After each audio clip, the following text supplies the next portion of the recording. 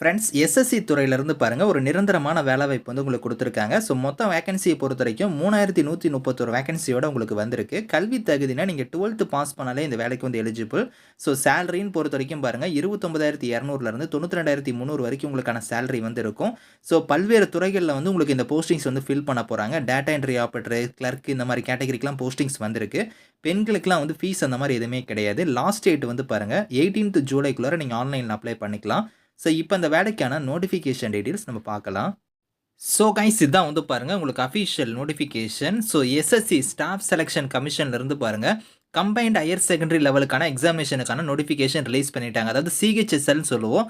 இங்கேருந்து வந்து பாருங்கள் உங்களுக்கு ஆன்லைன் மோட் அப்ளிகேஷன்னா 18th ஜூலைக்குள்ளார நீங்கள் ஆன்லைனில் வந்து அப்ளை பண்ணிக்கலாம்.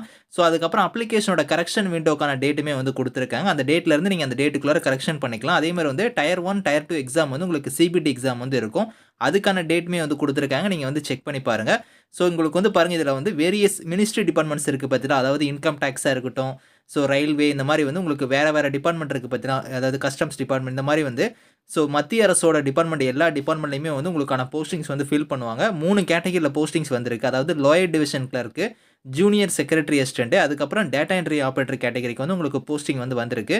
ஸோ சேலரி வந்து பாருங்கள் ஜூனியர் டிவிஷன் அதாவது lower division clerk, junior secretary அசிஸ்டன்ட்டுக்குலாம் வந்து 19,900 60,200 வரைக்கும் இருக்கும். அதே டேட்டா என்ட்ரி ஆப்பரேட்டரில் இன்னொரு கேட்டகரிக்கு வந்து பாருங்கள் 25,500 81,000 வரைக்கும் இருக்கும் அப்படிங்கிற மாதிரி கொடுத்துருக்காங்க. ஸோ 2 கேட்டகரிக்கான சேலரியை வந்து உங்களுக்கு இங்கே கொடுத்துருக்காங்க. வேகன்சியை பொறுத்த வரைக்கும் 3131 வேகன்சி வந்து உங்களுக்கு வந்து வந்திருக்கு. அதில் வந்து நம்ம தமிழ்நாட்டிலையுமே உங்களுக்கு வந்து பார்த்தோன்னா மத்திய அரசோட டிபார்ட்மெண்ட் எல்லாத்துலேயுமே உங்களுக்கான வேகன்சி வந்து ஃபில் பண்ணுவாங்க.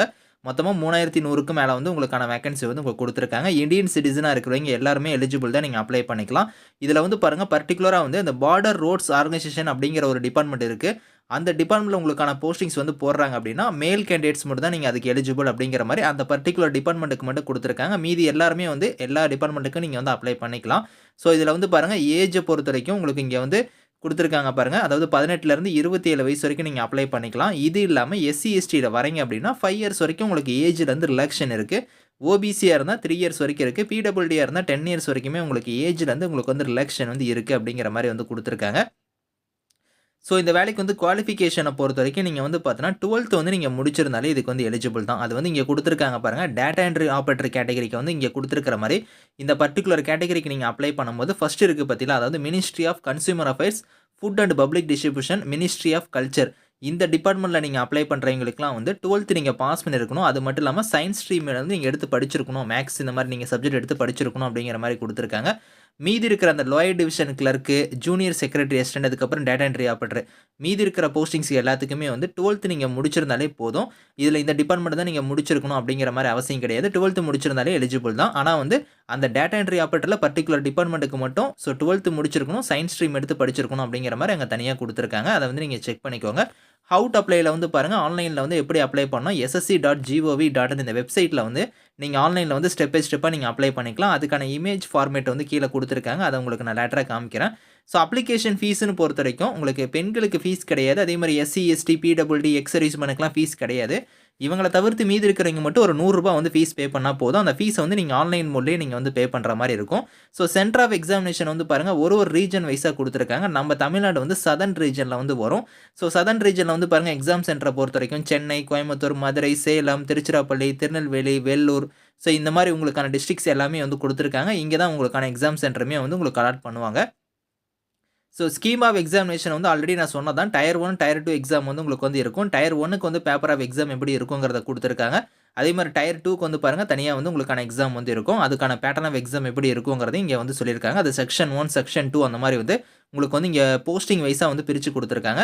டேட்டா என்ட்ரி ஆப்பரேட்டருக்குலாம் வந்து உங்களுக்கு ஸ்கில் டெஸ்ட்லாம் வந்து இருக்கும் அப்படிங்கிற மாதிரி வந்து கொடுத்துருக்காங்க. அதே மாதிரி வந்து so lower division clerk, junior secretary அசிஸ்டன்ட்டுக்குலாம் டைப்பிங் டெஸ்ட் வந்து இருக்கும் அப்படிங்கிற மாதிரியும் கொடுத்துருக்காங்க. அதெல்லாம் வந்து உங்களுக்கு வந்து எக்ஸ்ட்ரா வந்து அதெல்லாம் இருக்கும். ஸோ இதில் சிலபஸ்மே வந்து பாருங்கள் உங்களுக்கு டயர் 1க்கு தனியாக, டயர் 2க்கு தனியாக வந்து உங்களுக்கு சிலபஸ்மே வந்து உங்களுக்கு கீழேயே வந்து கொடுத்துருக்காங்க. அதையுமே நீங்கள் செக் பண்ணி பார்க்கலாம்.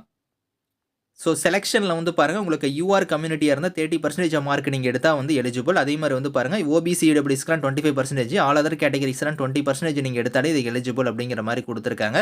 ஸோ இதில் வந்து அந்த எக்ஸாமில் வந்து டயர் 1 டயர் 2வில் வந்து அந்த பர்சன்டேஜ் ஆஃப் மார்க் வந்து நீங்கள் எடுத்திருந்தாலே இதுக்கு எலிஜிபிள். ஸோ பேஜ் நம்பர் 41ல இருந்து உங்களுக்கு வந்து அப்ளிகேஷன் வந்து எப்படி நீங்க ஃபில் பண்ணுங்கிறதுக்கான ப்ரொசீஜர் வந்து பாருங்க. ஸ்டெப் பை ஸ்டெப்பா இங்க குடுத்துருக்காங்க. நான் சொன்ன பாத்தீங்களா இமேஜ் ஃபார்மேட்ல அது வந்து இங்க கீழயே இருக்கு பாருங்க. எப்படி நீங்க ஒன் டைம் ரெஜிஸ்ட்ரேஷன் பண்ணணும், எப்படி நீங்க அப்ளை பண்ணணுங்கிறத இங்க இமேஜ் ஃபார்மேட்ல குடுத்துருக்காங்க. இத ஃபாலோ பண்ணி நீங்க வந்து ஈஸியா வந்து நீங்க அப்ளை பண்ணிக்கலாம். இதுக்கான லிங்க்ஸ் எல்லாமே வந்து நான் கீழ குடுக்குறேன். செக் பண்ணி பாருங்க. Thank you friends.